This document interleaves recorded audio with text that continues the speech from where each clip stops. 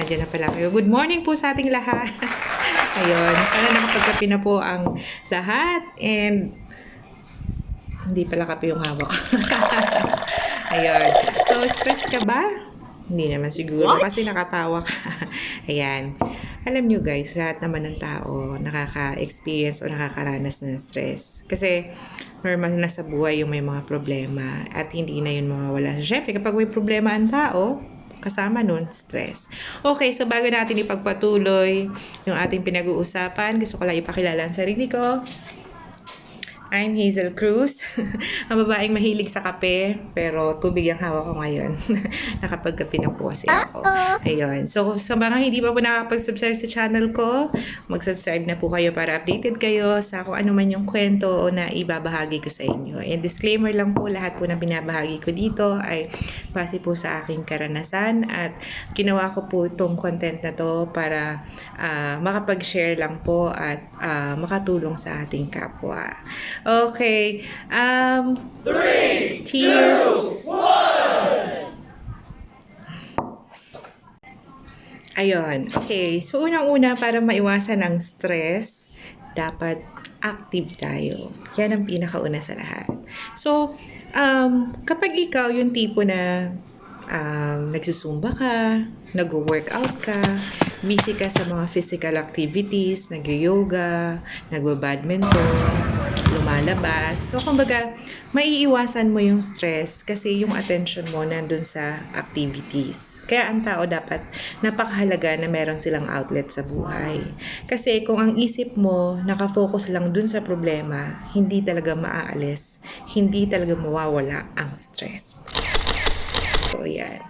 Kaya dapat meron tayong mga pinagkakaabalahan sa buhay. Maging active ka sa kung anumang physical activities sa paligid mo. Mag-walking ka, mag-jogging ka, gawin mong magandang magkaroon ka ng magandang routine sa araw-araw. Gawin mo yun. Wala namang masama. Minsan kasi pag ang tao tamad tamad mag-exercise. So, syempre, ang naiisip nila lagi, problema. So, hindi naiiwasan yung mag-overthink.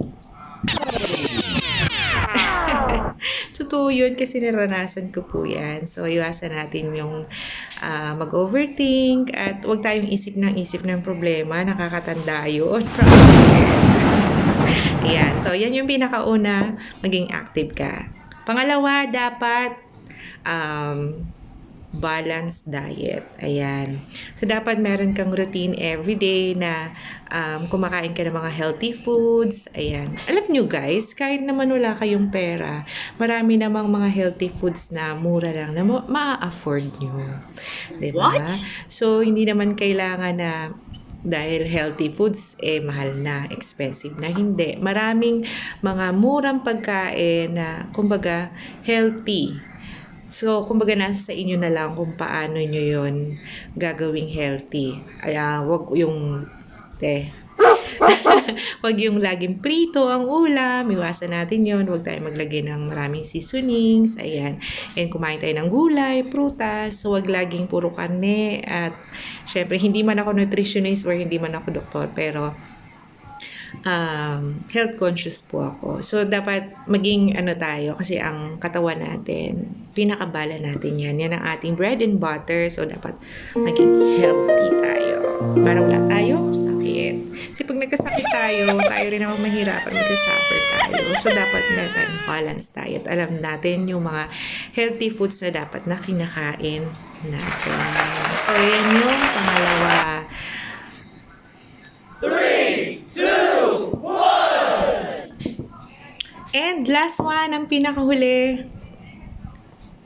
Tumawa tayo. Ayan, laughter. Kaya di ba may sinasabi, laughter is the best medicine. Kasi kailangan natin maging masaya lagi. Dahil kung nakapokus tayo sa problema, lagi tayong malungkot. Nakakatanda yun. Tandaan nyo yan, guys. Diba? So, tawagan yung mga friends nyo. Kung sino yung mga nagbibigay sa inyo ng kaligayahan sa buhay, mga friends, makipagchikahan ka. Do something na alam mong ikakaligaya mo, lumabas ka.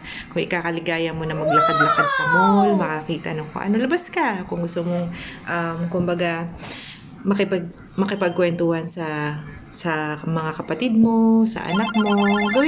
Gawin mong makabuluhan ang buhay mo. Something na ikakasaya mo, something na ikakaligaya mo, and something na mapapatawa ka ng mga bagay na gagawin mo. So, yun yung pinaka-importante sa lahat, maging masaya tayo. Kasi miksi lang ang buhay.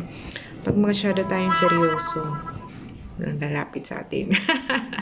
At kapag masyado tayong seryoso, sisira lang ang buhay natin. So, iwasan natin yung laging malungkot, laging galit. Tandaan nyo, ang laging galit, isa yan sa mga bawal at kasalanan sa Panginoon. So, maging masaya tayo lagi at magkaroon kayo ng tolerance na kailangan ignore mo yung mga bagay na kumbaga makakasira sa'yo, makakasira sa mood mo. Kasi ganyan tayo eh. Kaya iwasan yung social media kasi minsan ang social media nakakasira ng mood yan eh. Yung mga scroll. Kumbaga gumawa ka ng time management or routine everyday na etong oras na to, mag-scroll ako ng social media. Bigyan mo lang ng konting minutes na mag-scroll ka dyan. Pwede naman mag-social media pero yung bang tipo na ano ba doon? Wala ako. Yung bang matututo ka, magbasa ka, 'di ba? Yung something matututo ka. Kasi learning is a continuous process naman. So, pwedeng sa Twitter, magbasa ka, or something na mag-work yung mind mo. So, yun lang. Maraming salamat, guys. Sana nakatulong ako sa inyo sa 3 bagay na pamamaraan para maiwasan yung stress. So, yun. So, lagi natin tandaan, maging biyaya tayo sa lahat ng tao, maging blessing tayo sa ating pamilya at sa ating kapwa, at laging magtanim ng mabuti sa kapwa. Maraming salamat, guys. See you on my next vlog.